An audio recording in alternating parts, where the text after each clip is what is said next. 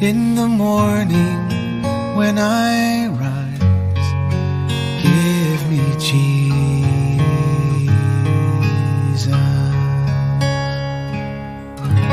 Hello.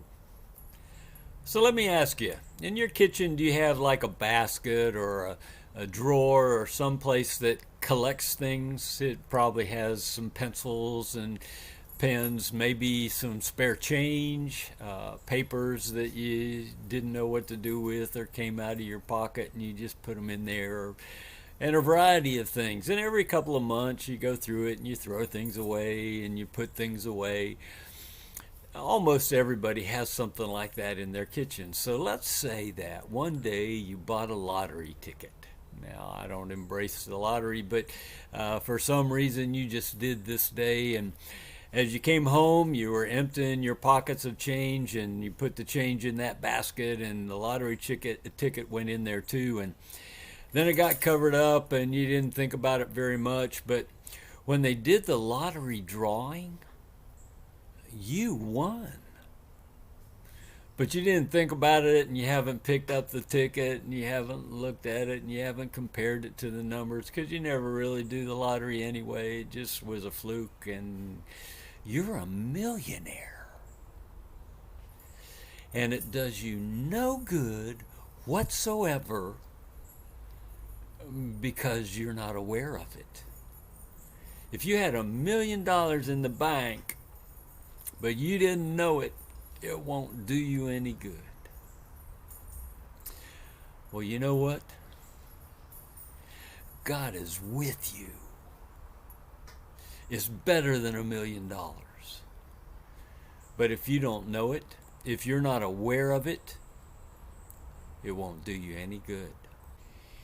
In Mark 3, verses 13 and 14, it says this: "And he, Jesus, went up on the mountain and summoned those whom he himself wanted, and they came to him, and he appointed 12, so that they would be with him." Jesus picked out disciples that he could be with.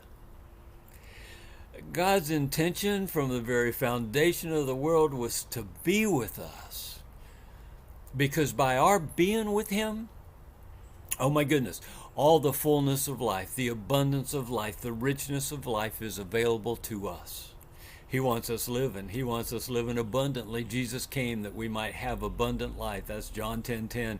And so we see in verse 14, he appointed 12 so that they would be with him and that he could send them out to preach. Now let me ask you this. If you ever found a good restaurant or something that really added to your life, did you want to share that with others? And of course you did. So what comes out of being with him is a desire to share him with others. That's the preaching. It's nothing more than, oh my goodness, I have found life. My life is in the Lord, and so I want to tell you about the Lord. And then in verse 15 it says this: "And to have authority to cast out demons." What comes out of being with the Lord is the authority to live a life of power, a life of compassion for others, that you have the authority to set them free so they can receive God's love and walk in the same kind of rich life, abundant life that you have found. And so, spend your day with the awareness that he's with you. Cash in that lottery ticket. The lottery ticket is him. Don't put him in the kitchen basket and leave him there and kind of forget about him and check in from time to time. No, be aware of his presence with you today in everything that you do. And we'll talk some more tomorrow. God bless you in your day.